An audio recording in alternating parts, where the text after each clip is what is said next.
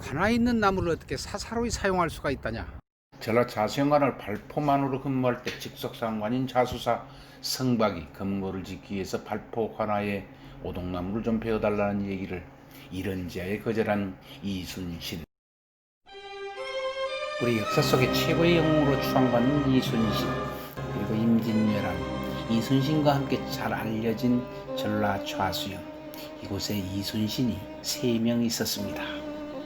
충무공 이순신 이외에 또 다른 한 명의 이순신은 전라 자수영 방답진 첨사로 이름이 같은 이순신. 그리고 또 한 명의 이순신, 그는 누구일까요? 변방으로 떠돌다가 45살의 종육품 지금의 기초자치단체장인 정읍현강으로 공직생활 처음으로 가솔들과 함께 임지에서 지낼 수 있었던 이순신. 그로서는 아마 가장 행복했던 시절이 아닌가 생각이 됩니다. 그러나 그곳에서 2년도 채 못 되어서 남해 바다로 나가야 했습니다. 사관원의 딴지를 따돌리고 선조와 유성룡은 든든한 장수를 전라도 해안 방비로 내세우려 합니다.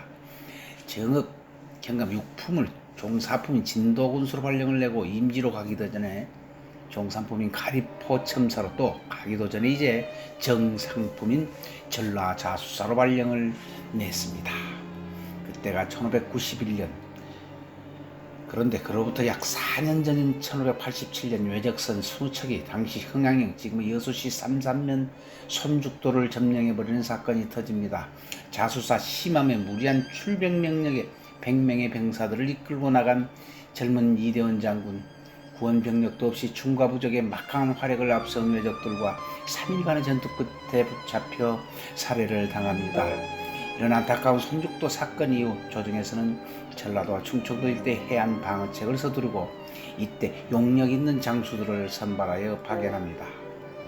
전라 좌수영. 임금이 남쪽을 바라보고 정사를 볼 때 오른쪽이 우수영, 왼쪽이 자수영이죠. 전라 자수영은 행정구역인 오관과 군사기지인 오포로 가장 적은 규모의 수영입니다. 이곳 오포 중에서 지금의 전남 고흥에 4개 포가 있습니다. 그 오포 중에서 하나인 발포, 이곳은 지금의 전남 고흥군 도하면 지역으로 이순신이 37살 나이에 종사품 무관배설인 만호로 근무하던 곳이었습니다.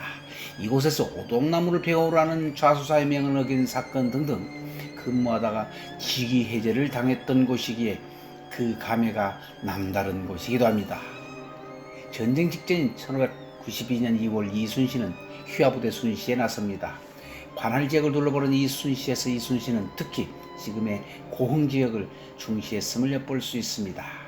여수 본영을 출발한 이순신은 9일간에 걸친 순시 그의 군기 검열은 치밀하고 꼼꼼하게 진행되었습니다.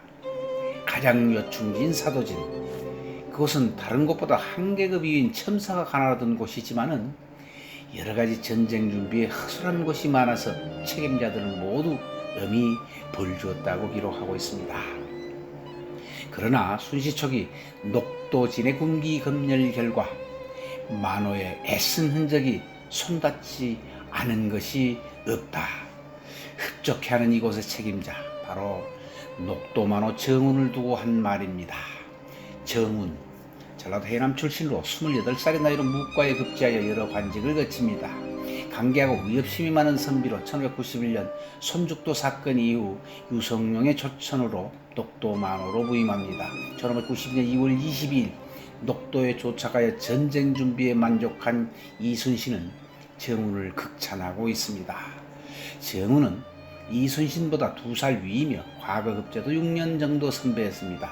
그러나 그는 그의 뜻을 꺾지 않은 강직한 성격으로 상사와의 갈등들이 많았던 전력을 보아서 이순신과 여러모로 닮아 있습니다. 그러나 그의 용맹함은 타의 추정을 불허하였고 항상 선봉에 섰던 장수였습니다. 이순신은 정운을 가장 신뢰하고 의지했던 기록들이 보입니다. 임진왜란 발발 18일째 되던 5월 1일 이순신은 휘하 장수들 여수 본영으로 소집합니다.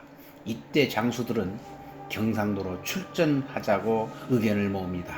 그러나 물길도 모르는 경상도 바다, 이쪽으로 출정 명령을 받은 지 20일이 다 돼가지만은 전라우수영의 이혁기 장군 휘하의 병력이 합세하지 않는 상황에서 전라 자수영만의 출전은 무리하다고 판단한 이순신은 출정을 미루고 있었고, 이에 대한 고민은 깊어져 갑니다. 이때 이순신과의 단독 면담을 신청한 녹도만호 정운. 만약 기회를 늦추다가 후회해도 소용이 없다고 진언을 합니다. 전라자수와 이순신은 자신들의 군사만으로 단독 출전을 결심하게 됩니다.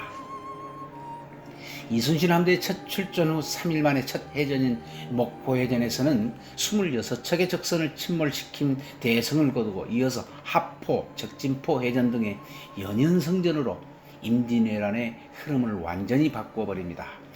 이어 그 유명한 한산해전에서도 정우는 혁혁한 공을 세웁니다. 조선수군이 이제 핵심 장수 역할을 수행하게 됩니다. 1592년 9월이 되자 조선은 파죽지사로 몰고 와 이 전쟁을 끝내고 싶었습니다. 내친 김에 적선 470여 척의 선단이 정박해 있고 외적의 보급기지인 부산포를 전면전을 감행합니다. 조선수군의 활약은 이곳에서도 대단했습니다. 적선 120여 척을 괴멸했으나 합류하기로 했던 육군의 도움을 받지 못한 조선수군의 피해도 상당했습니다.